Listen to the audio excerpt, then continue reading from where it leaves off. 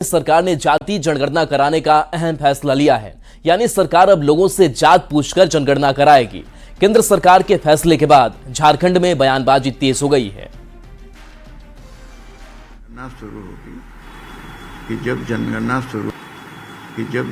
शुरू होगी तो उसमें पूरे देश का जातीय जनगणना होगा।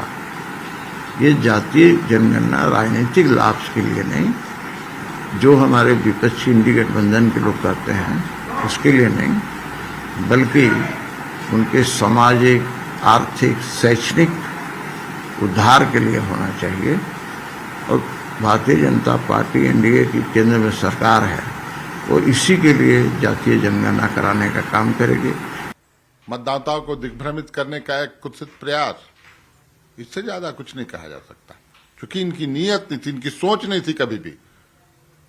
लेकिन इंडिया गठबंधन का एक प्रमुख मांग, हमारा प्रमुख एजेंडा जातीय जनगणना था, आज भी है। उसी से डर के, क्योंकि बिहार में जो कुछ होने वाला है अप्रत्याशित, बुरी तरह हारेंगे, नैया डूबने वाली है एनडीए की, तो शायद कुछ डैमेज कंट्रोल हो जाए। इसी सोच के तहत इस तरह के फैसले लिए गए।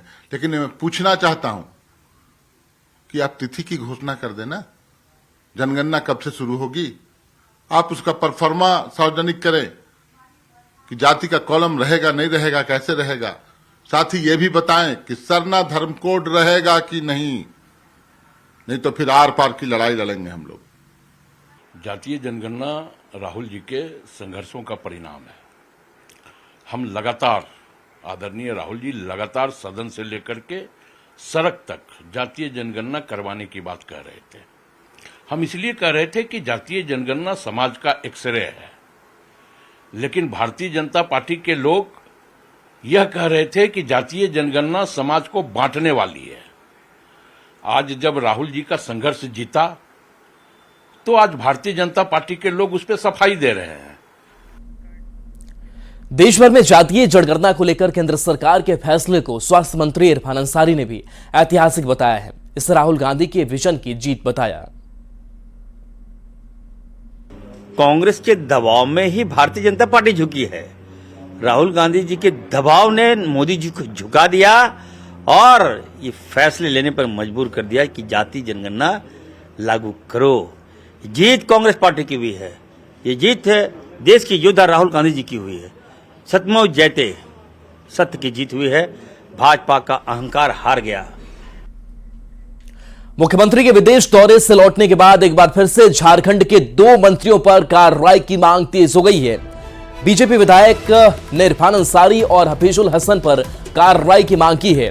बीजेपी विधायक ने कहा कि जो मंत्री संविधान से ज्यादा तरजीह शरीयत को देते हैं, वैसे मंत्रियों पर कार्रवाई होनी चाहिए। अब तो गए हैं भाई वहां से, अब हम लोग तो यही देखना है कि भाई वहां गए हैं तो अच्छा ही होगा।